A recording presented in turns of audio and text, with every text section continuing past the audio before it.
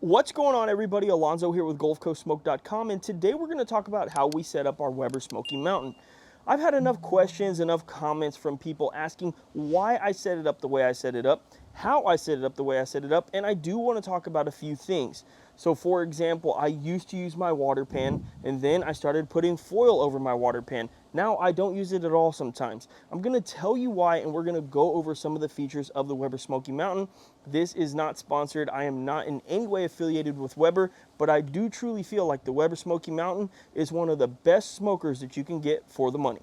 So when it comes to the Weber Smoky Mountain, there's three separate pieces here. We have the lid, we have the barrel, and then we have the charcoal basket. So obviously all the charcoal goes down here. This barrel, you can actually open this door and you can put more charcoal in if you need to. And this is actually where the water pan originally would go. You guys can see that right now I have nothing in there, and we'll talk about that in just a little bit. But this also allows you to put a second grate down here if you wanted to have two grates where you could cook on. So obviously this is a vertical smoker, and it's not quite a drum, but the way I run it is like a drum. I didn't start doing a lot of the stuff that I do with my Weber Smoky Mountain until I got my gateway drum. So the first thing I want to talk about is this temperature gauge. And if you could see it here in the camera, it's actually resting at 175 degrees. And I've done different tests, and I know for a fact that this is inaccurate. So I never look at this, and that's why I use my ThermoWorks smoke. Again, not affiliated with ThermoWorks at all, but I do think it's important to have something. I actually clip this on the grate, and that gives me an accurate temperature at grate level. So we'll put the meat somewhere in the same area as this probe. That way I know for sure what my smoking temperatures are at. And now that we've taken the lid off, let's look at our cooking grate. This is a 22-inch grate, the same exact size as the Weber kettle. The difference is, obviously, on the Weber kettle, the coals are pretty close to this grate, so sometimes you don't get to utilize the whole grate.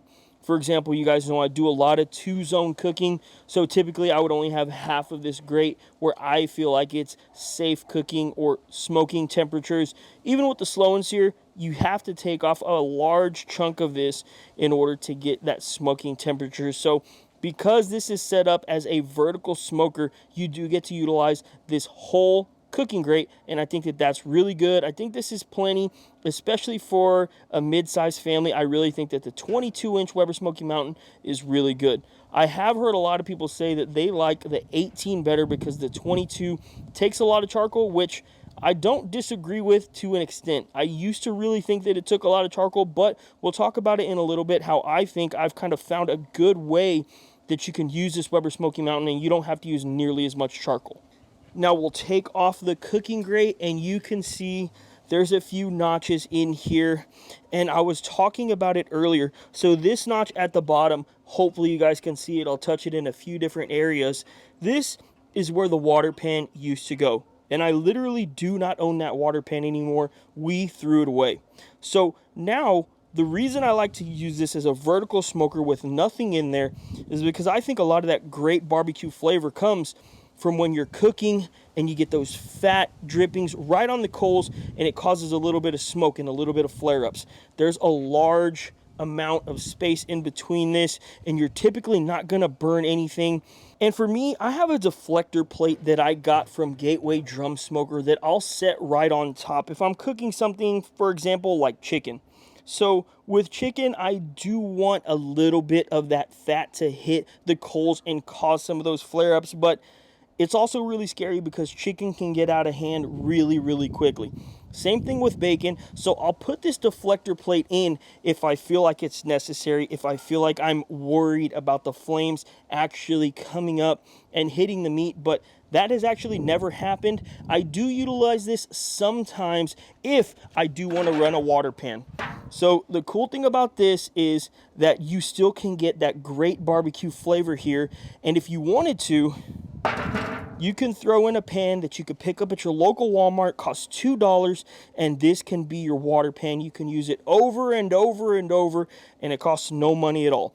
So I don't feel like I lost anything at all with my Weber Smoky Mountain. I actually feel like I gained a lot from taking that water pan out and utilizing this like that.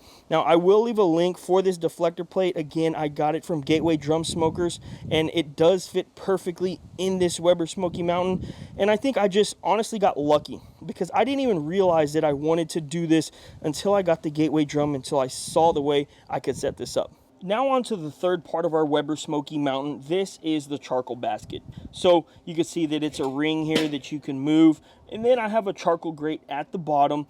And you just fill this up with your lump charcoal or your briquettes or really whatever you want.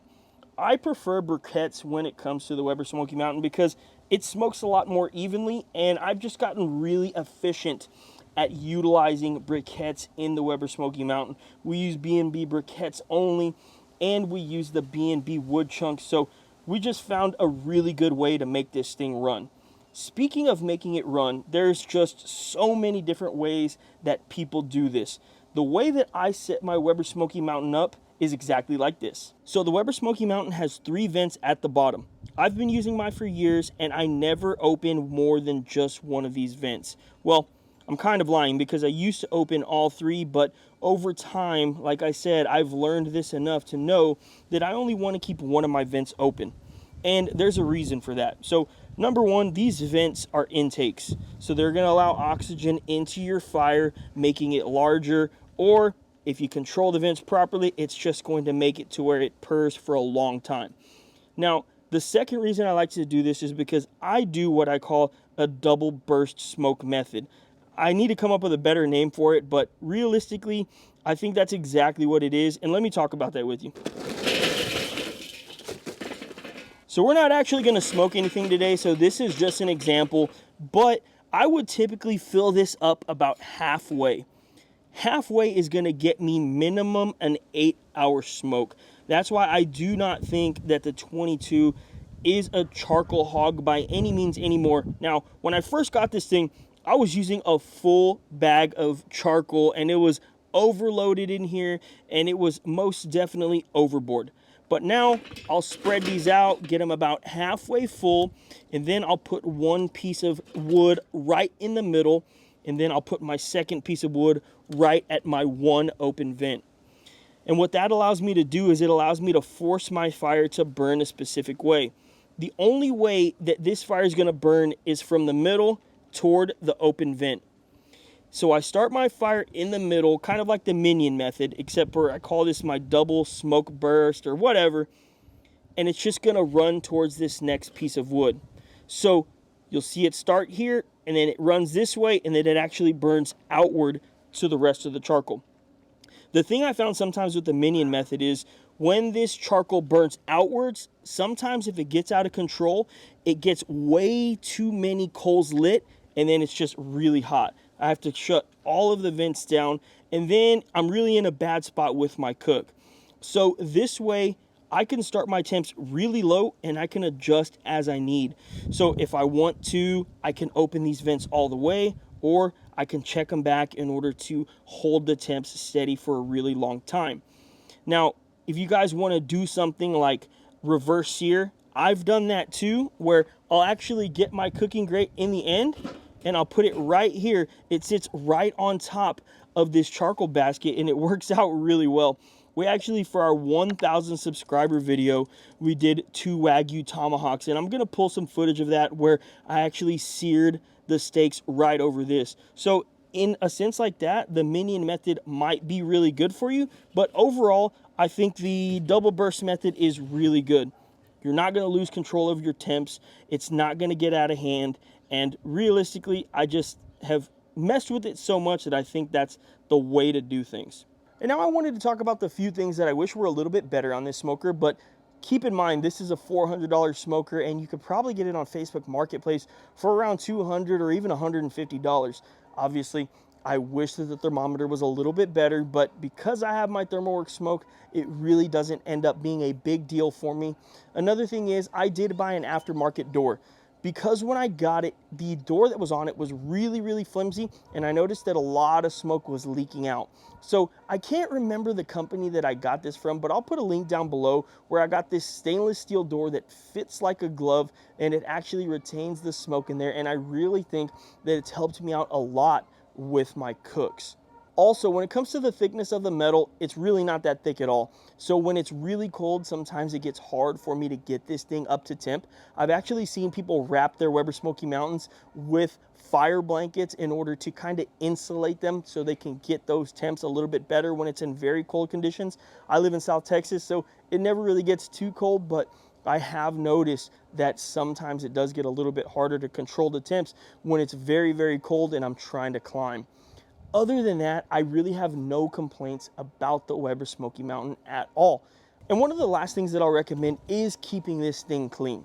So in the early days of me having a Weber Smoky Mountain, we had a few grease fires because we were trying to season our grill, and sometimes you don't realize that you're overdoing it. You do want to keep these things clean because you could ruin a brisket very easily, or you could ruin just a lot of good food. So I recommend keeping the bottom of that charcoal basket very clean because you could get those grease fires really, really quick. And one of the other notes that I wanted to talk about with the thickness of the metal is that we kind of noticed our middle barrel is warping just a little bit.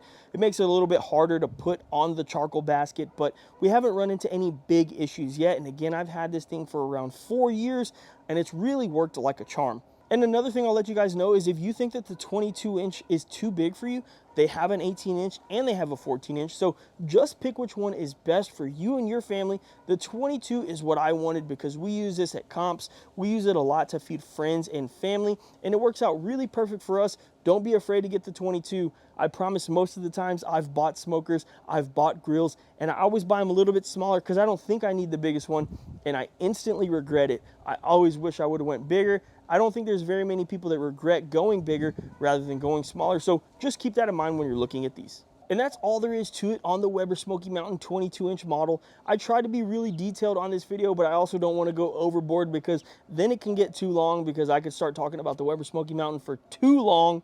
I've made 19-minute videos and stuff just smoking ribs, so I don't want to do that again. If you guys have any questions, drop them down below. If you want to see me cook something specific on this thing, drop it down below. The one with the most upvotes on it, we will cook.